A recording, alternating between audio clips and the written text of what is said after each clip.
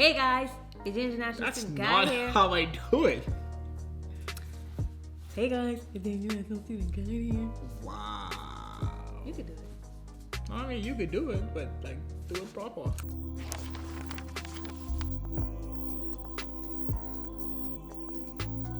So what are we discussing today?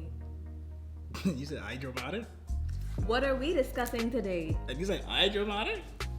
Hey guys, it's your International Student Guide's fiance here, Mahogany, and you all know your International Student Guide, Mr. Fendi Pierre. And today we are discussing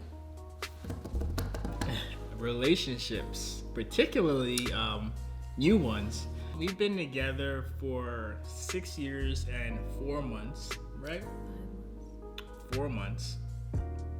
5 months. 4 months. 4 months. 4 months. Yeah. Funny! Yeah.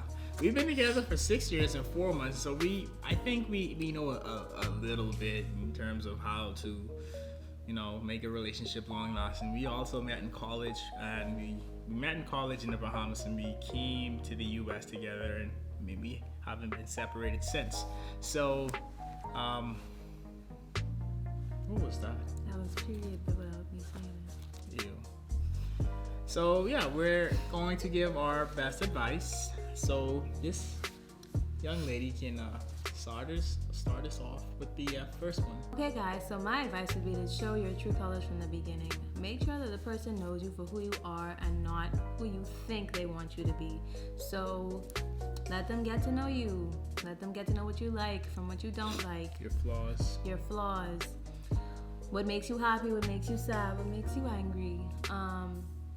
And show them to your friends to get a feel of what they have to say.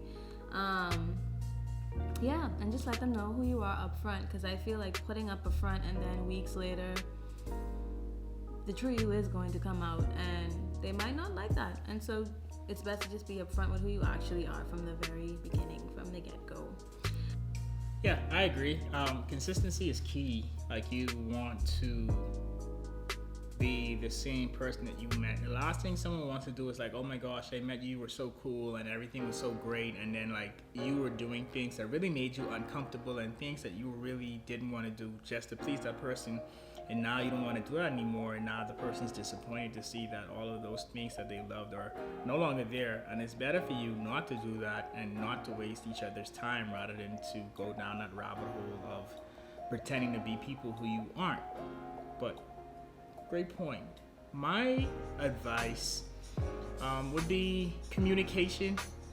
So the three main reasons why divorce and breakup happens are romance, communication, and finance. So depending on like your level of intimacy and your views, romance could mean different things, but communication is across the board. When it comes to communication, the frequency, meaning how often you guys communicate, varies, but the most important thing is that you communicate how you feel and you communicate how you think. Always know that your feelings are important, especially with women. I feel like oftentimes you guys invalidate your own feelings based on a situation. Like, if something were to happen, you'd be like, oh, what did I do wrong? How can I change the situation, instead of stepping back to see, you know what, I deserve to feel this way, I deserve more, I shouldn't be treated like this, I need to move on. Guys, we naturally feel that way on, like, it's more of a natural thing for us to be like, you know what, yeah, this ain't for me, like, I don't like this, compared to girls. So like, particularly for girls, you really need to think about your feelings and think about your value in your work and communicate that to the person. If they truly care about you, they will respect your opinion. They might not take it well the very first time, but upon reflection and giving them time to think about it, they should be like, yeah, this girl means a lot to me, and like, I may not necessarily agree with her on the subject matter, but because I care for her so much, I will try to find some kind of middle ground where we're both happy about it. Not, oh, well, I don't care, or this ain't for me, and so like, oh well, if you figure it out. Like that should not be the mindset that they have. And if they do, then they're not the one for you. You should be able to communicate how you feel freely. And also, you should also be receptive of what the other person is saying and not what you think they're saying. If they say, hey, I do not like cake, please don't continue to get them cake and try to get them different kinds of cake because you want them to like cake and say, oh, well, maybe you haven't tried this kind of cake, or if I try this cake, you'll like it. Like, no. Listen to what the other person is saying. If they say, I do not want a relationship, do not try to force a relationship. They've made it explicitly clear that a relationship is not something that they want. And so you have two options. Either you leave the person and find someone else that wants a relationship, or you stay there knowing that a relationship won't happen and be fully prepared for whatever situation that may come out of it.